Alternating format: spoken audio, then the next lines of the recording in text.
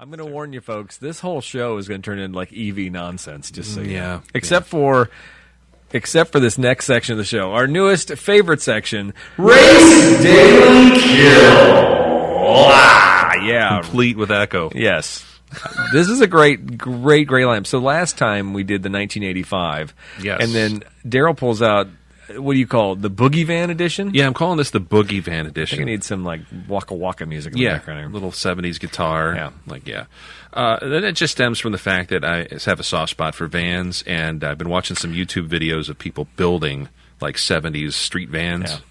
I don't know why. No, it's cool. I'm all about people building school buses. There's like a school bus thing now where people are building them, and they you can't tell their inside is converted. It looks like a bus from the outside. Yeah. But the inside is like, like giant bed and bathroom, and Travertine kitchen. tile. Yeah. Oh yeah. Hardwood floors. Yeah. What I love in those is like the people that have like the wood burning stove. You're like, dude, what are you? Yeah.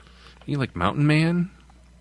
No, it's different. All right, so the selections for this Race Daily Kill are a 78 Volkswagen bus, a 78 Chevy van G10, and a 78 Dodge Sportsman 100. That's right. Doing 3 vans, 3 different makes, and actually one of them could be arguably quite a bit different than the other 2. Oh, absolutely. I mean, actually, I found too many similarities between the Chevy and the Dodge, but the VW is totally the cast-off, which makes this segment kind of fun. So I didn't really read into yours because I think half the fun on this is not knowing your thought process. Okay. All these vans were actually surprisingly close in price. They went around $6,000. The Chevy was the cheapest at $5,300. Now, the Volkswagen comes with a 2-liter air-cooled 4-cylinder, but it's still the most expensive of the bunch. Because it's German. Yeah. That's why. Exactly. And it's the smallest and probably weighs half the weight of these other 2. Mm-hmm. We got an inline 6-cylinder in the Chevy, and we got the 318 V8 in the Dodge. All right, so here's where I am. All right. What are your picks here? Yeah, first off, I love this, and if we do Race Daily Kills that are all antiques and classics, I'm all for it, I think. It's actually, when you started doing that with the 80s one, I'm like, this makes it much more fun.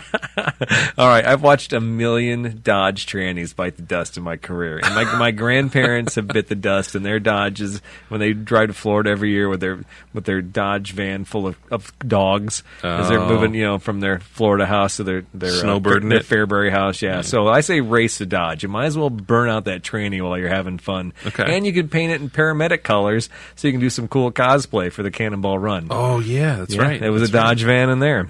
That thing was awesome, by the way. Yeah, and like Daryl, I had good luck in the 80s with my 4.3s and my Chevys, even though this isn't a 4.3, but we were kind of an Astro and a Chevy family back with Strickland Chevrolet when I was a kid. And so I'm daily in the Chevy. Okay. And I love the VW. I love the VW. And if it had a Westfala top on it, I'd probably just say, screw it, it's my Race Daily Kill. But this was not a Westfala. Yeah. And so all I'm going to say is unless this segment is Race Daily Hippie, I'm killing the VW. I'm sorry. Because you know something's blowing up on that sucker when you try and daily it. Sorry. I'm sure someone's out there is crying right now. Yeah, sorry. Race Daily Hippie, that might be a good a good section. Christmas show. Show. There you go. All right. Well, mark my words. Vans are going to make a comeback. I really think right now we're starting to see just a little bit of a trickle in that, especially over in the UK, especially in Japan. Japan is weird with Dodge vans. They love them. They race them over there. With that being said, I would race the Dodge because they're big in Japan. They actually take the tradesmen's and they kind of a big deal. 318s or 360s and they beef them up and they go like drifting and stuff, which is hilarious to see. I daily the Chevy because I like Chevys, and this one actually is from that era where it's like the Who's the Boss fan. Yeah, you come from a family of Chevy apologists, by the way. I do. Especially with the straight six. I absolutely love, you can't beat them. They will rust out, they will fall to pieces, but that drivetrain will go forever and ever. Yeah. And unfortunately, I would kill the Volkswagen bus, the Type 2. My brother Kyle had a 77 bus, and I loved riding in it except in the wintertime.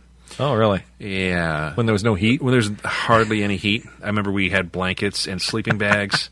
We had a 17-mile drive to work, and the two of us would take, You'd start it up, let it warm up, and then even still, like it was like a hot breath on your face. I mean, it's got to be like a Briggs and I've never driven one as a daily driver, so it's got to be like having a Briggs and Stratton motor and just trying to exude all the heat possible, right? Yeah. And there's just, especially when you get a breeze. And by the way, nothing scarier than driving a bus at freeway speed. I say freeway speed for that was like 63 topped out, and a 4-speed manual. Yeah, the automatics are even worse because I think 3 or 2-speed, right? All that 70 horse, like 50 of that horsepower went to drive that transmission. But yeah, his was a 4-speed. I remember being on 294 and like semis passing you, and you blow over like half a lane. You're like, oh.